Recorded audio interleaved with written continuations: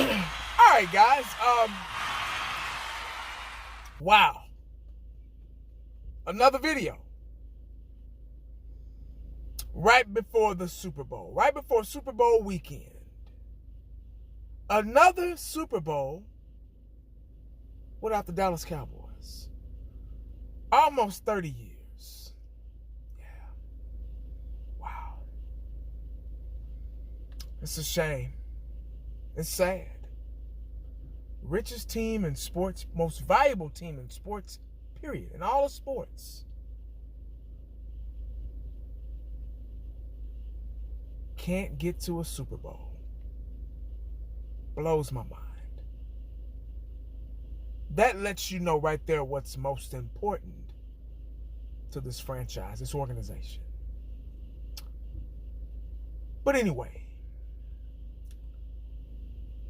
D-Law. Yeah. D-Law. Yesterday, a buddy of mine, a lifelong friend, we grew up together, grew up in the same neighborhood, used to play football outside in the street, basketball, everything, hide and go seek, freeze tag, everything. I mean, we go way back. And he sent me this video yesterday on TikTok. I don't have a TikTok, so I didn't know if I could look at it or not. But it still allowed me to view the video. And he said, 1980, I think you need to look at this. This is a shame. You really need to watch this video. It's short, but it says a lot. I said, okay, let me click on it. So I clicked on the video. And it was D-Law. Shannon Sharpe was asking him some questions. The most important question was Shannon Sharpe asked him, he said, man, I know you guys would like to be in the Super Bowl here, in Las Vegas or whatnot. Man to man, let me just ask you, man, straight up, what happened? And D-Law was like, man, I'm going to tell you straight up, we were burnt out. D-Law is saying this. He said we were burnt out. We weren't prepared. And it was a long season. And we didn't have a lot of injuries. I mean, we had some, but we didn't have a lot of injuries. And we were just burnt out. And he said, hats off to Green Bay. They did exactly what they were supposed to do. Same thing I said. They were ready. He said they were prepared. They ran away from me. And they game planned Micah Parsons. And they were prepared. So hats off to those guys. They were well coached. And Shannon Sharpe asked about adjustments. He's like, what about adjustments? He was like, yeah, man. He said, we thought we had a plan. Coming out of the half, we thought we had a great plan to come back and get back into the game. But it just didn't happen that way. They were well coached. They were prepared. They did their homework. They did exactly what they were supposed to do. They're a good team, and they just beat us. And we were burnt out. We just weren't ready.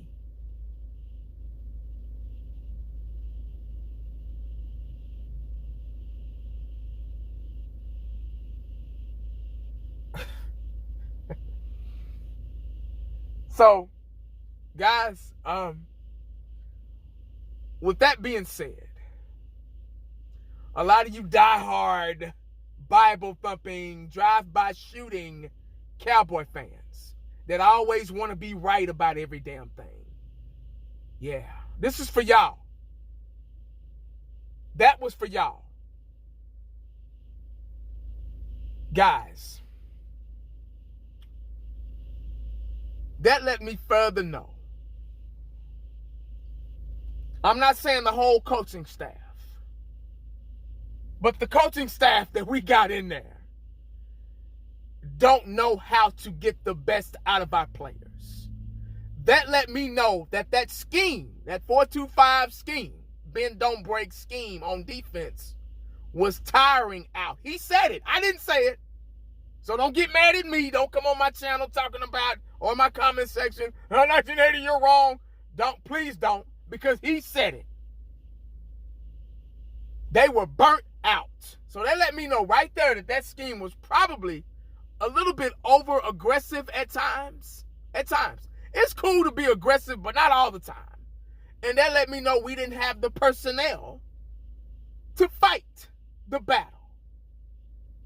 Like I've been saying. Everything I've been saying was, I hate to say it, but it was true in that video.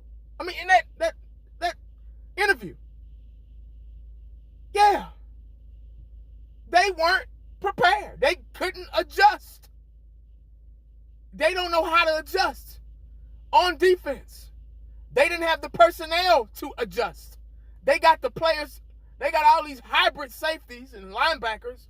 They got everybody in the wrong position. Michael Parsons is playing defensive end at 230, 40 pounds, soaking wet, when he should be playing linebacker. He was burnt out. They were being double teamed and triple teamed. You wearing your guys out. That's why they couldn't stop the run. That's why they couldn't stop the pass at times. The motherfuckers was tired. That's it. There it is in black. No, I can't say black and white, but there it is. Look it up. I don't know how to look it up on TikTok, but it's a video on TikTok. D-Law. I'm going to try to see if I can look it up on any other platforms. But you know how, during the Super Bowl, the players, you got old school players that run through there and get interviews and stuff like that. And, I've been missing this shit because I've been at work. Usually I have time to watch that shit, but, I haven't had the time to watch the Super Bowl shit, the preparations for it. But I hate I missed it. I wanted to see the whole video. But that little piece right there just let me further know that my assumptions about this defense and about the way they're running it is spot on. Spot on. And y'all know I don't like to be right. I don't want to be right. I've been right for almost 30 years. But that right there just let me know that I'm like, God damn. So that's why the motherfuckers was burnt out. They was tired. You cannot think when you're tired. You cannot perform when you're tired. We can sit on our couches and draw up film sessions and what these players should be doing and all this shit all we want to, but what we say does not matter because we're not out there playing. Bottom line.